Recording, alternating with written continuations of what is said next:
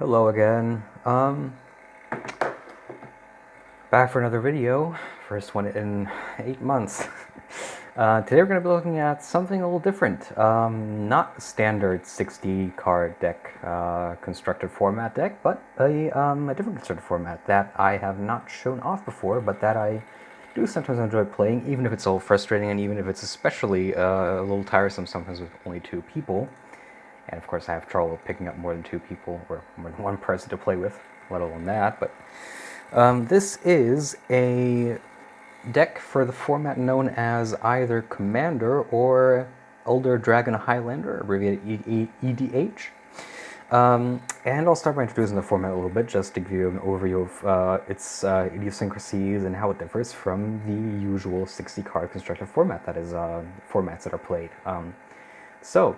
EDH emerged, I don't know, I think about like around 2011 at first, as in like an informal format played between people in close groups before it was eventually picked up as a officially endorsed product by Wizards of the Coast. And since 2013, I believe, or maybe 2012, there have been yearly commander sets which compile, certain cards that are especially suited to the format, as we'll discover.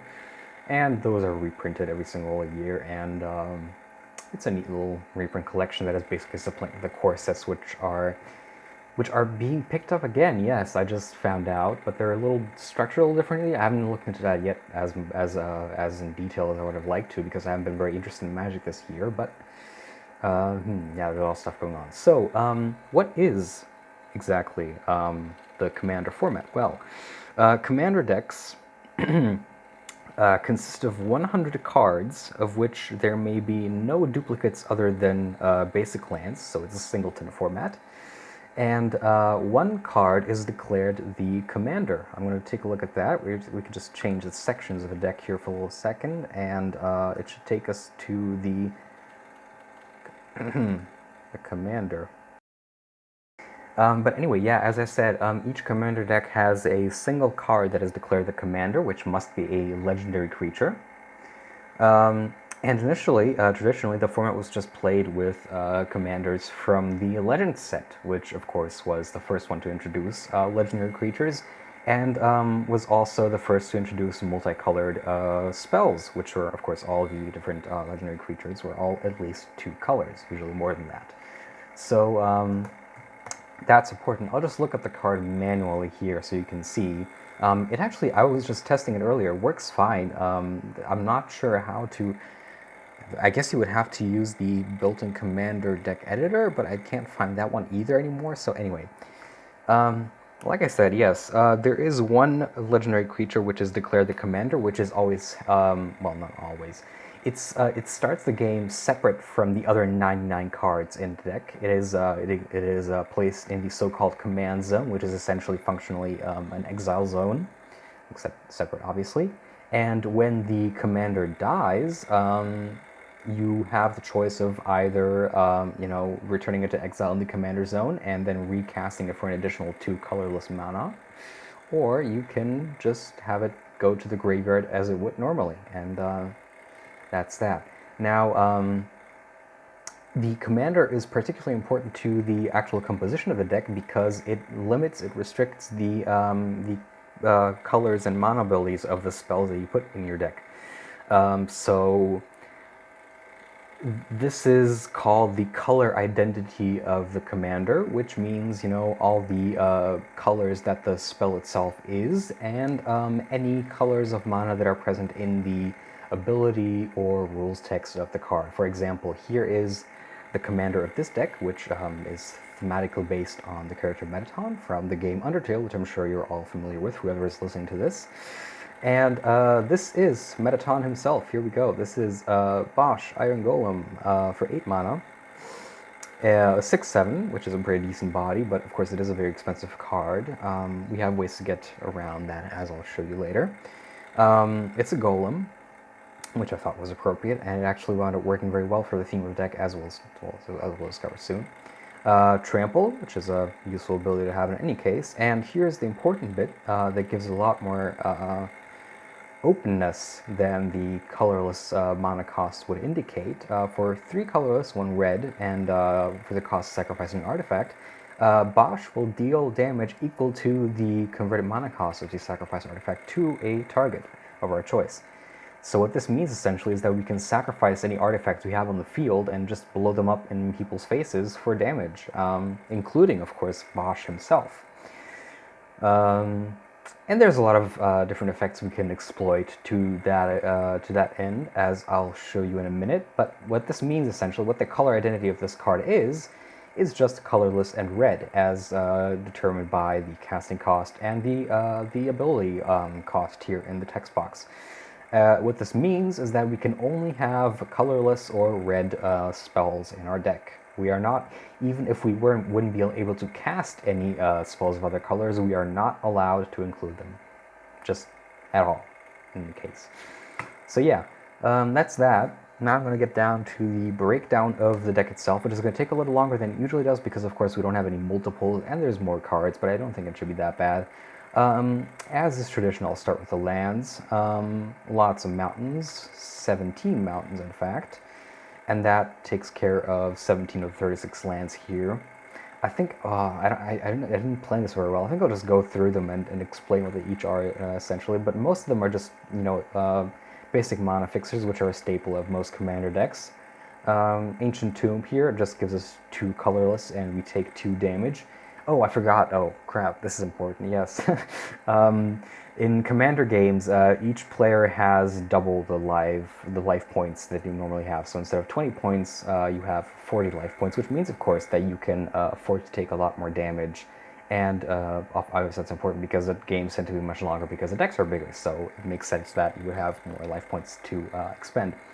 However, there's an alternate win condition besides just losing all your life points as you would normally, which is... oh shit, I haven't played Commander in so long, but it's taking a certain number of damage points from a commander, regardless of what ultimate tally your life points are at. If you take, I believe, 20 hits of damage from an opponent's commander, or from all opponent commanders at, during the course of the game, then you lose instantly, I believe. It might be, like, another number, I'm not sure, but anyway, that's a... yeah. We have a couple of lands in here that are just variations on basic lands. I could have just put in some, more wastes and mountains in here, but it's nice to have things like this, like cycling effects, where you can pay a cost to discard the card and to draw something else. If you don't particularly need lands at that stage in the game, but you have this in your hand, you can just draw a card for it. And drawing cards is very important, especially because, of course, with 99 cards in the deck, drawing only 1 card per turn is very slow and often inadequate to match your opponent, especially if they're playing blue. So it's good to have. And red, of course, is not very good at drawing cards, and colorless is not very cheap at drawing cards, or very good at drawing cards repetitively. So it's good to have backup options like this one. I also have, what do I have in here? Some red ones. Where are they? Yeah, this one, Smoldering Crater, which is identical except that it produces red mana instead of colorless. And where is it? There's another one that's a little bit cheaper. Where is it? Fuck. No. Shit. This one, yes, Forgotten Cave, which obviously just only costs 1 red, which means 1 less mana, but also means that we need to already have red mana on the field. Yes. Here, this is a much neater ability land. There's a lot of lands that interact with artifacts helpfully, and I've included some of the more useful ones in this deck. This one produces 1 colorless, but you can also pay 2 and sacrifice it, and return an artifact from the graveyard to our hand. So obviously, if we're blowing things up with Bosh, it might be useful to be able to pick them up again and cast them again, and this is one way of achieving that. One of the many ways in this deck of achieving that, because recursion is very important if you want to keep blowing things up and not run out of things to blow up, obviously. Another way would be to make a lot of tokens, but those are usually... Obviously, tokens... I could make tokens, but tokens obviously always will have a casting cost of 0 because they can't be cast. And if I just blow up tokens all the time, then I would be dealing 0 damage all the time, which would not be very helpful, would not do a lot to stop my opponent, so that's not a good strategy. This is another little cycle. This is from the Darksteel. I mean, is it the set? I know there's an expansion called Darksteel. Obviously, this is a Darksteel Citadel, and there's a little cycle of 6 artifact lands, which are functionally not very interesting, of course, except for the fact that they count as both artifacts and lands, and that means we also get the bonus for having artifacts on the field for other cards, besides just having a land to cast. This one is it's made of Darksteel, of course, the Citadel, which Darksteel is a magical alloy which cannot be destroyed, which is found exclusively on the plane of Mirrodin, which means that this land, in addition to making colorless mana and being an artifact, is also indestructible. We also have the red equivalent of that, which is here. What is it? Shit. Yes, the Great Furnace. Yeah, which is obviously just the same thing, except that it makes red, and it's not indestructible because it's only made of, well, I don't know, goblin shit. Anyway, yes. The Glimmer Void. Yeah, here's one example of a card that benefits from having artifacts on the field regardless of what they are. If we don't have any artifacts, we have to sacrifice the Glimmer Void at the beginning of the end step, but otherwise it just makes this, it produces 1 mana of any color. And then there's a bunch of miscellaneous ones that are just staples of most commander decks of these colors that aren't particularly relevant to the theme of the deck itself or the abilities of the commander, but which are useful to have. For example, Mad Blind Mountain, which lets us shuffle a library for 1 mana, instead of, obviously we need to have some more red permanents on the field to activate that. Maze of Ith is a very old ability land from 1994, I believe, from the set The Dark, unless I'm mistaken. Oh my god, I have forgotten so much about Magic, holy shit. But this is a very, very old ability land, which is a very early example of lands that produce no mana, but instead just have a very useful tapping ability. For example, in this case, during our opponent's attacking phase, we can tap the Maze to untap one of their attacking creatures, and that creature is essentially removed from combat. It doesn't deal any damage, it doesn't receive any damage, it gets lost in the Maze, and we evade receiving damage from it during that turn. Mishra's Workshop, a very useful land, which is probably much too expensive to actually physically own. It hasn't been printed since 1993 because it's a very, very powerful. It's a staple of the Vintage format, which of course allows any and all cards printed during the history of Magic to be used, with some restrictions, minor cases. And there's an entire archetype built around this card, which has been around for, basically multiple decades at this point. As you can see, we can tap it for 3 colorless mana with no other downsides as such, except that we can only spend that mana to cast artifact spells, which are pretty expensive in the first place for the most part, so this actually just works out very well. That downside is not much of a downside at all. And it allows us to cast things much quicker in this deck, particularly since a lot of things are artifacts. Most of our spells, as I'll show you, are just artifacts. We have very few other spells, especially permanents. This is a very general staple that's in almost any commander deck that you'll come across because, as I've said, obviously we need to draw a lot of cards. We have 99 cards in a deck, and so it's very useful to have a land that lets us have as many cards in our hand as we like to, such as this one. Shrine of the Forsaken Gods. Here, yes, this is a very similar deal to the Workshop, maybe a bit of a less effective solution. Or the Ancient Tomb, I guess, is a very similar deal as well. We can tap it for 2 colorless, but we can only use that to cast colorless spells, which conveniently almost all the artifacts in this deck are. So that works out well for us. I've already shown you this one. Spine Rock Knoll. Now this one is interesting. It's hard to explain exactly. No, it isn't.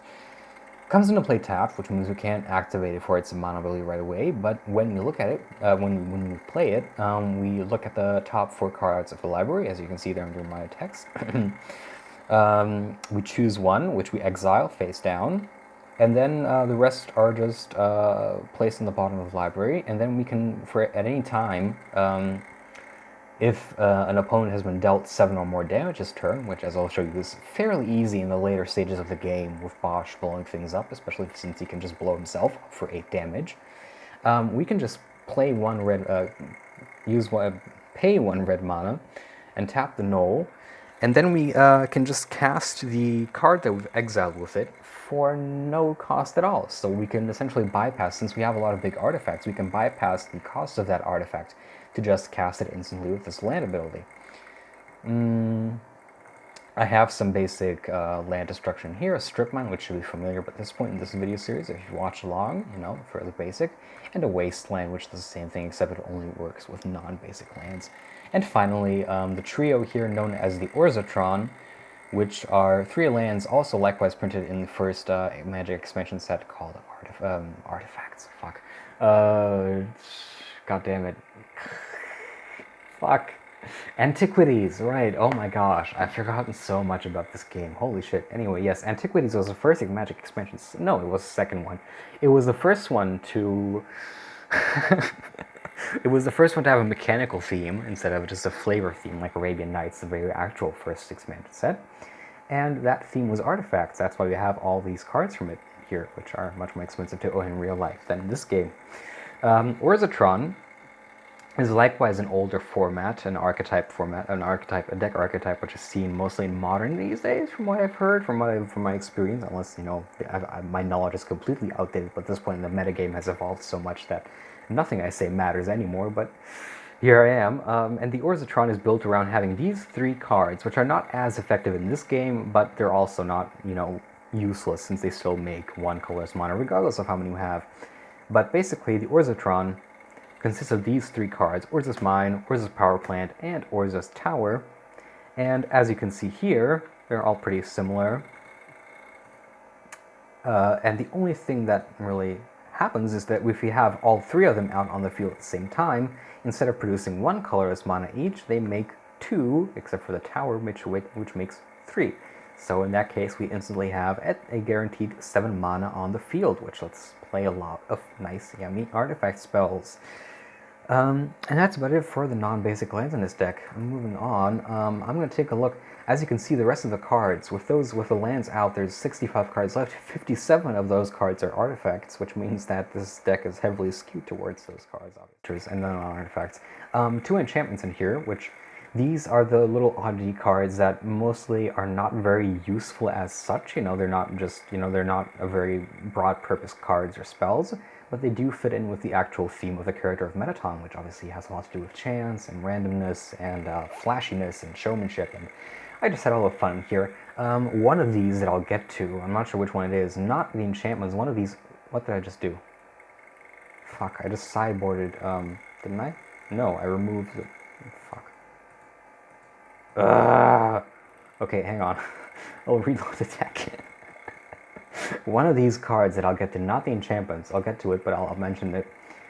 It's not an actual card that's in this deck. When I actually play this game with this deck with other people, one of the cards that I have in here is a silver border card that I'll show you later on after I finish the section from the set Unhinged, which has non-standard mechanics, and those cards, being harder to program, are not included in the Forge. So, pardon me, I've had to excuse it. I've had to replace it with something else, but we'll get to that.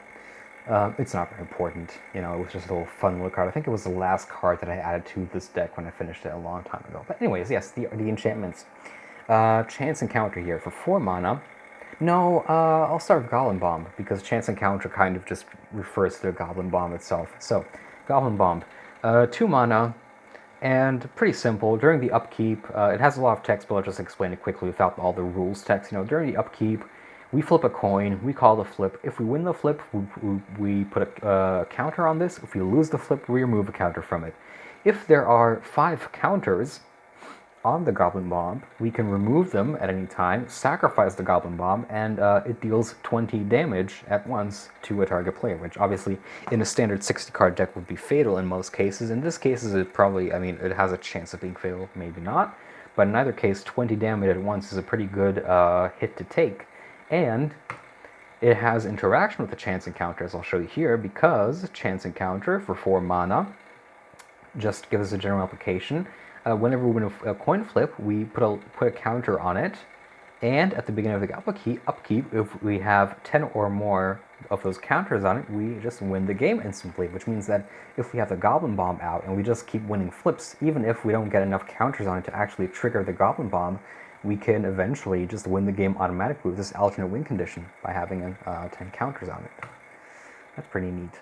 No Planeswalkers in this deck. 1 sorcery right here. this is the one. Instant? Yes, instant. Chaotic Strike. I won't even go over this one since it's not actually part of the deck. It's just a little cantrip with a little coin flip. It's not very interesting, and this isn't actually the card that was meant to be in here. It's just a replacement for something that can't include in Forge, so as I've mentioned, I'll go over that.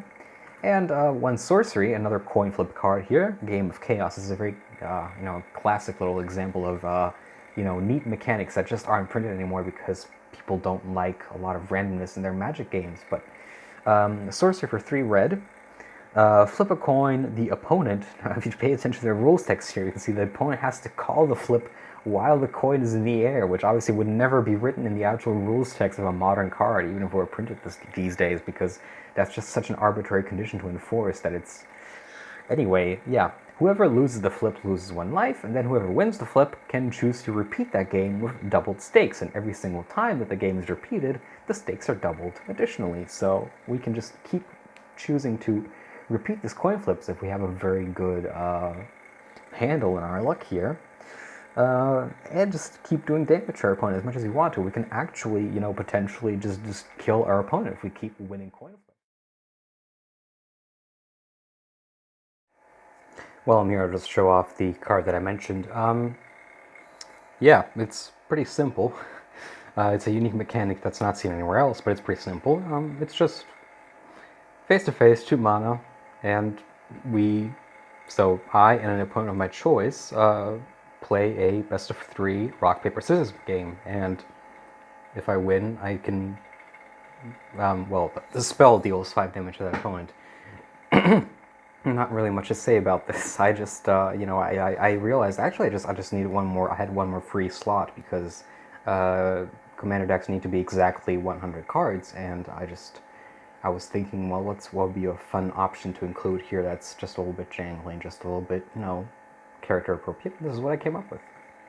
For the first time in making these videos, I've actually made a list of cards to go over and highlight, because I think it would be pointless to just go through every single individual card, since for the most part they do repeat certain mechanics, even if they're all unique, obviously. They do just mostly function around, because that's how I build most of my commander decks. I make little blocks of mechanics that I want to feature, and then I pick out the best 4 or 5 cards of each, or spells for those mechanics that I want to include in my deck. So, yes, I won't be going over every single one of these. If they show up during the game, I figure I'll probably highlight them as they come up. Otherwise, I'll just go through some of the more archetypal ones in the decks here. And most of these are pretty basic utilitarian things that every single deck really needs. For example, mana sources in addition to the basic lands, so we don't fall behind and, lapse in casting spells, especially since many of the spells in this deck, including, of course, the commander itself, are fairly expensive. Some of these are pretty basic, like, for example, here is Mox Opal, which just lets us, it's a Mox for 0 mana, which we can only activate if we have 3 or more artifacts, which is usually not a problem, but it just lets us cast any color of mana. One very important one here that I have is the Metal Worker, which we cast for 3 mana. It's a 1/2 body. And we can just tap to reveal any number of artifacts in our card, and each of those cards that we reveal grants us 2 colorless mana, which is a pretty good upkeep, especially since we can just keep repeating it, obviously, and reveal the same cards, and it won't really be that much of an advantage in this game. What else do I have in here? The Mirror Moon Vessel. I have many of these mirror cards, which are obviously the indigenous golem construct of Mirrodin, the plane, Mirrodin, the artifact plane. Most of these have one certain effect that is activated whenever they go to the graveyard from play, which grants us some benefit. And of course, ideally we'll be triggering this, but we can obviously trigger it either just when we're just blocking other creatures, but ideally we'll be triggering it as a sacrifice effect to Bosh himself, obviously. And then we would be getting not only the advantage of dealing damage according to the convert mana cost, we would also be getting disadvantage as granted by the mirror creature, which in this case, there's a couple of these that I have that just give me some number of mana when they die. Others deal damage, or let me gain life, or draw cards, or things like that, put counters on other things. One example that I have here is the modular ability, which just lets me put an X number of +1/+1 counters that are originally on the artifact creature itself on another artifact creature whenever the artifact creature with the modular ability is put into graveyard from. Yes, this artifact here, which is very neat. I actually remember this as a land, but it's obviously not. It's an artifact for 3 mana, which just lets us, again, tap it for 2 mana, which you can only spend to cast Mer spells, or we can just return a Mer card from our graveyard to our hand. And that's an example of a very important facet of this deck, which is usually not as prominent in most of the other decks that I build. In that case, that's recursion, obviously, because we need to be able to do these things over and over again, as I've already mentioned before, otherwise we'll just run out of spells. And I have some good examples of this here. For example, one of the few non-artifact creatures, the Goblin Welder for 1 mana, a very handy little thing, which you can also use to obviously eliminate problematic artifacts and opponent controls. What you do is tap the Welder, choose an artifact that's in play, choose an artifact in the graveyard of the player controlling that artifact that you've just chosen, and then you basically just swap them out. The one artifact that's in play is sent to the graveyard, and the artifact that's in the graveyard comes into play instantly. We can use this, the most intuitive way to use this is for our own purposes, to sacrifice an artifact that we don't need to get one that we do need back into play. But as I said, if the opponent has something really dangerous, a really dangerous artifact on the field, and they just happen to have a less dangerous option in the graveyard, we can also use this ability to, switch those out and get rid of the problem artifact. Another really great example here is the Junk Diver, a 1/1 body with flying for 3 mana. And it's just a very basic ability that's pretty easy to understand. Whenever it dies, we just, can return another artifact card, including itself, obviously, from the graveyard to our hand. What else do I have here? Here's another, this is moving into the removal section of the deck that I'm about to show you. Itself, it's not very much of a removal spell. It's more of an aggressive creature casting spell here. That gets charged up with counters every single time a creature that we control dies. And then, much like the Goblin Bomb that I showed you earlier, when at the beginning of the upkeep, it checks if it has 5 or more counters. If it does, we can remove all of them and put a number of creature tokens, 3 ones with haste, equal to however many counters we just removed, into play and attack with those, which are then removed from the game at the end of the turn. But most of the removal spells that I have in here, well, obviously, you would figure that since I'm playing red, I could just put a bunch of instants here to do spot removal and direct damage to the enemy and stuff like that. However, obviously, instants and sorceries can't be sacrificed because they're non-permanents, and they're not artifacts either because artifact sorceries and instants don't exist. So, what I went for instead were some really jangly and mostly not very useful outside decks like these. Artifacts here that just go for brute force removal, essentially. And this is one of the things that I really enjoy most about Commander, is that it lets you play these cards that have very little or limited use in 60-card format, in 60-card formats where that your mana cards are much shorter, you have much shorter games, you need to be much quicker with casting spells. You can't really afford to be running cards these expensive. But since we have a 99 card deck, we have 40 life points, we have ways to cheat around casting things for their hard mana cost, we can include things like, for example, here are some equipments here, like this Argentum Armor, which grants the equipped creature +6/+6, and whenever it attacks, you can destroy any target permanent. The very definitive of brute force removal spell in this deck, which is a Lux Cannon here for 4 mana, we just tap it to charge it up with a counter, and then at any time we can also tap it to remove 3 counters and destroy any target permanent again.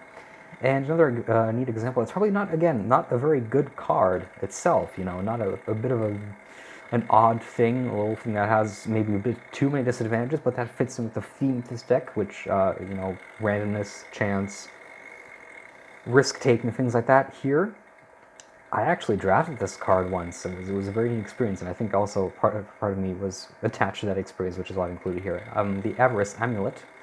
Another equipment, the equipped creature gets +2/+0, and the ability that whenever it checks your upkeep, it lets us draw a card, which again I'll get to soon. That's the last section of this deck that I want to show off. But whenever the equipped creature dies, another opponent of our choice gets control of this equipment. So obviously we need to be making sure that that particular creature that we have this equipped on doesn't get blown up as much. I guess I will probably put this on Bosh itself mostly. And yeah, drawing cards, as I mentioned, is very important in Commander formats. We have some less interesting, more standard options, like, for example, this tome here, that just lets us draw 2 cards, discard 1. But also, as I mentioned, in the theme of randomness, here we have, for example, the Ring of Renewal, which for 5 mana, which is obviously expensive, but if we really need to draw a card, and we don't have anything else to cast anyway, then there's no point to be, saving up our mana for anything else. So we can just afford to blow that on this ability, which lets us discard 1 random card and then draw another 2. And what's another good example here? Yeah, like, alternative options here, things we can afford to do in most games, like skipping out playing a land, in Commander, oftentimes, of course, we'll end up without any lands to play in the first place in our hands, since we have such a greater ratio of spells to lands than in 60-card formats. But here we can just, play this, choose not to play a land during that turn, and then draw a card as a result of it in exchange for that. And also, the neat thing about having all these expensive permanents lying around that do all these things that are only situationally useful is that if we actually end up not needing them in the future and in a stage in the game, we can end up just feeding them to Bosh, and then for the significant converted mana cost of those cards, we can just send those right to the opponent and blow them up in their face, even if you don't get any direct bonuses from the actual sacrifice of the artifacts. That pretty much covers everything that I had to show off. Just some basic staples here lying around here, like a Soul Ring, which is again, this is actually banned in modern format and restricted even in Vintage. It's only here in Commander that you can really use it to its full extent, because the advantage of having one more mana in your mana curve isn't that great with a 99 card format. Otherwise, I don't really have much to show off that doesn't just repeat things I've already shown you with, different effects. So what I'll do now is get to testing around this deck and hopefully have some neat games to show you.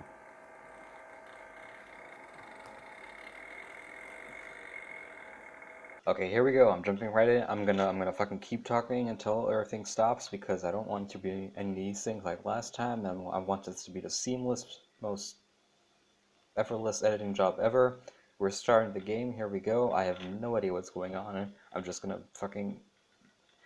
gonna show off the commander here, and it's not gonna work, and I'm gonna have to show it off again. But you can read that thing yourself. I'm not gonna explain. It's just a fucking what do you call it? I always forget the names of the shards. Black, red, green, work, tribal thing that doesn't really work from what I remember.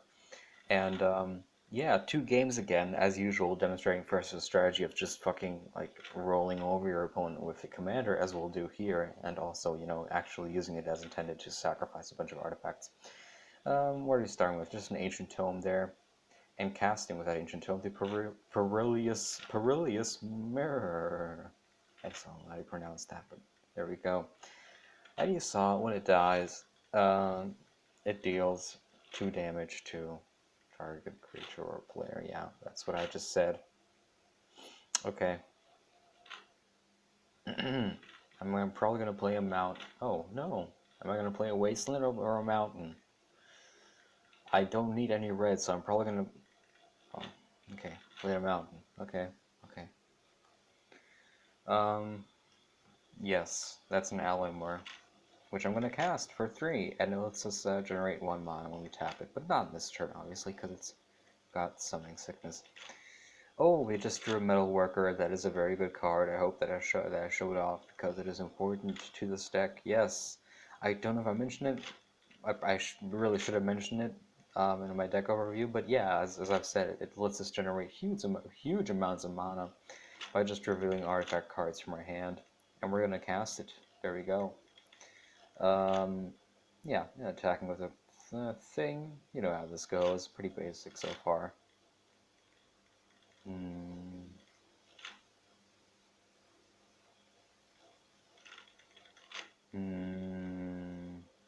Okay, now I'm revealing all those cards. That gives me 8 mana, and with 8 mana open, and 4 on the field, I really should be casting Bosh.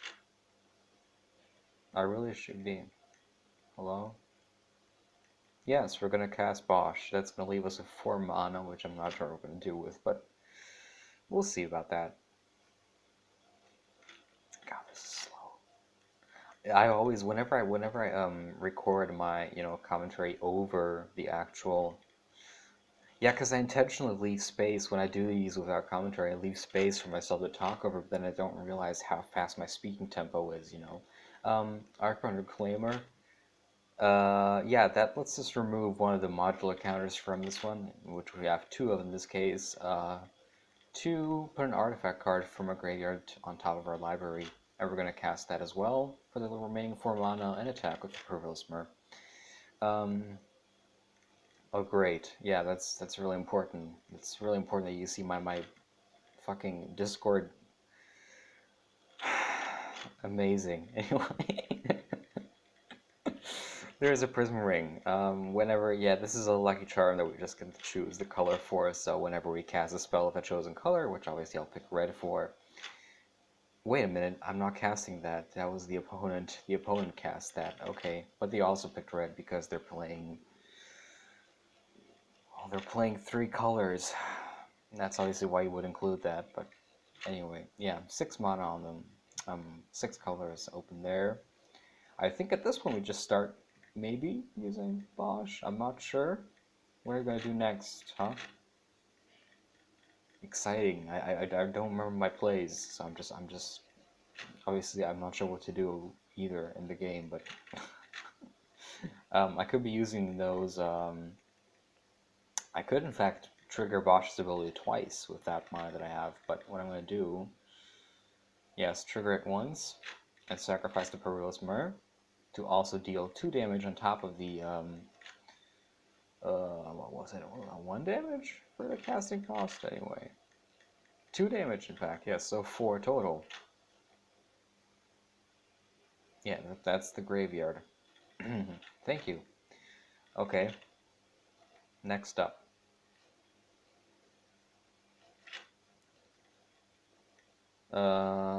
Okay, yeah, we're gonna sacrifice the Alamur and obviously tap it itself to generate the red mana so that it doesn't just go unused. Yeah, and by this point we've evened out the damage balance here, the life point balance between ourselves and our opponents since before, of course, they were at 37, we were at 34. Now they are 30 life points, and it's combat time, and we should be swinging for 8 pretty soon. Yeah, now I'm trying to decide if I need anything out of the graveyard, which I should be doing after combat anyway, so I don't know why that's important. There we go, swing for 8, and it's down to 22. Oh no. He just putrefied my Bosh. So Bosh is going to go into command zone, and I'll have to cast it for 10 mana next time. Which should be pretty easy since I just got 8 there. Yeah, and 2 more there, and Bosh is back out again. Excellent. Yeah, hit with her Glamour, and that's about it. And it's my turn again because this opponent's deck is being completely useless. I don't know what the point of it is supposed to be, but obviously they aren't casting any spells. Yeah, now we have 10 mana from those 5 artifact cards, which is really too much, honestly, but we're gonna find a way. Yeah, I'm showing you all these cards. You can pause the video and look at them if you need to read these. They're all pretty interesting, but they're not especially, vital to the functioning of the deck right now. This lets us copy pretty much any artifact by paying an extra 2 mana whenever it comes into play, except for itself, obviously. I have Risk Amulet first. We're going to equip that on Bosh, like I hinted that I would in the deck overview, I think. And now, am I going to use their Glamour now? No, I'm not. Oh man, this is exciting. Jeez. Yeah, I'm just basically torn between casting more artifacts and but obviously that leaves me with 1 mana open and then 3 more colorless and a red mana to trigger that ability once, which I'm not sure what I'm going to do with. Boy. Next time for these complicated decks, I really should be doing live commentary because all this confused thinking does not translate very well to empty screen time. What do you call that? What's the audio equivalent of screen time? I don't know. Voice time? What? Radio presence? What are we sacrificing this time? Am I gonna sacrifice it? Oh, the Reclaimer. Alright. Well, I could have used the Reclaimer's ability first, but never mind that. Oh, well, yeah, okay. I guess that means that I have 2 counters to put on Bosh instead of just 1, so that makes sense as well. Swing for 10 with Bosh. He just played something, but I can't show it because I don't have the images for that set loaded. But obviously, it did not do a whole lot. Play a Maze of If, and here it is. We're just gonna fucking swing for 10 again, and then we win, and that's it. Game over. Wow. So now I have, you know what? Fuck it. I'm gonna edit this out. Thank you. Goodbye. Okay, here we go. Back for game 2. Again, I have no idea how this goes, but we're just gonna go for it. And oh yeah, as you can, holy shit, that's a Hell Lion. Oh my god. That's like, wow, that's actually a really nice commander. Thromok the Insatiable, yes. Looks like an Undertale character that I won't name. So, yeah, I kept this hand because I already have 2 cards of the Urzatron in hand. Unfortunately, spoiler alert, I will not draw the 3rd one, but it was a neat promise anyway. So I'm going to play a tower first and cast a Moon Vessel, which I've already shown you, and cast the power plant, obviously, to, you know, build a potential Urzatron that I'm not going to complete. Cast the Mox Opal, swing for 1. Draw a Blast Landscape. Have I shown you that one? It's just a colorless cycling land. Mountain. Now we have 4 mana on the field, which I'm going to cast the Cathodion with, which gives us a 3 mana colorless whenever it dies. Swing again. He plays, I think, oh gosh, that's scary. An Eldrazi Spawn up here, which I'm pretty sure has to do with that enchantment that you can't see there. That green enchantment, the image for which is not loading. Oh, Spine of Isha! Yes, this is a really good card. Did you get to see that? Please pause the video if you did not. But basically, when it comes into play, we just destroy a permanent of our choice, any permanent of our choice. Then, of course, we have, you know, a big rock for 7 mana sticking around. However, naturally, with Bosh, we can just blow it up for 7 damage and then get to use it again. Somehow, returning it to our hand with the many recursion effects that we have. Oh boy, yeah, this is an Eldrazi deck. Here's a Brood Monitor. I think I have a paper version of these. They have a really nice flavor text. And that gives them 3 Scions. Holy shit. Scions, Eldrazi Scions, are token creatures that you can sacrifice for 1 colorless mana, which is a neat effect if you are into that sort of thing. What am I doing? I'm equipping the Avarice Amulet on the Cathodion, yes, which makes it a 5/3. We're going to cycle, right? Yes, we're going to cycle the Blasted Landscape, play a Mountain, and draw a Worm Coil Engine. Oh yes, oh yes. Okay, 6 mana, 6/6, Death Touch, Lifelink, and when it dies, it splits up into 2 3/3 worms, one of which has Death Touch, one of which has Lifelink. That's a pretty cool and illustrative ability there. And the Brood Monitor is going to get that fucking huge-ass sword, apparently. That's not good. I wouldn't want an Eldrazi without a big sword, but with this big sword, well. Here comes Bosh, though, to save the day. And as you can see, I drew the Game of Chaos. I don't remember if I get to cast it or not. I definitely didn't win the game with it, unfortunately, but it exists. What? Okay, yeah, I just blew up the Cathodion and gave my opponent the Avarice Amulet. What the fuck is happening? Oh, it just cast Thromok and, like, fed everything to it. So now I have a 16/16, which will be really dangerous, except I have the Spine of Isha, and I'm just gonna fucking destroy it, you asshole. Wow, that was really cool. I forgot how cool this game was. Oh my god. Okay, perfect. This is exciting. After I spent 15 hours, like, editing the other bullshit that is not even gonna, like, be tolerable to listen to, this is amazing. Okay, Wormcoil is out. Fucking Everest Amulet on at 8-6. Fuck you. Duck Touch Lifelink of 8-6. Oh yeah, this is badass shit right here. And now I don't know what to play anymore. So I'm just gonna sit here for a second. Here's Suchi, which is like a Cathodion except 4 instead of 3. And here comes Bosh again. Here comes the Wormcoil. The Wormcoil is going to die to one of those things, the spider that you can't see. Dragon Lair Spider, which I'm sure is a really terrifying card art if I had the picture for it. But then we get those 3 worms. Those 2 worms with 3/3, rather, I should say. And, yeah, there's a lot of Eldrazi crap being played there that nobody cares about. Fucking 6 spawns or something. No, 4 spawns, and one of them has both the Big Sword and the Everest Amulet. However, I'm going to cast Bosh's ability again. I think I'm just going to blow up the spine this time, right? Of course, because the spine doesn't serve any function anymore. And when it does get destroyed, yeah, it just comes back into our hand. We don't even have to figure out any other recursion effects for it. That's just part of the ability. 7 damage right to the opponent. Right now you can see we're at 52 life points thanks to the life gain from the fucking Wormcoil.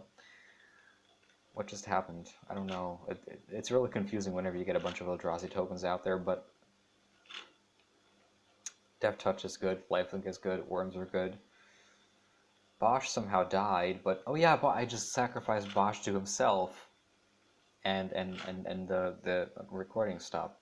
So I'm gonna have to fill the space in with a bunch of pictures of something. I don't know. Anyway, thank you for listening. That was the video. I hope you really enjoyed sitting through this mess with me. And have a great day.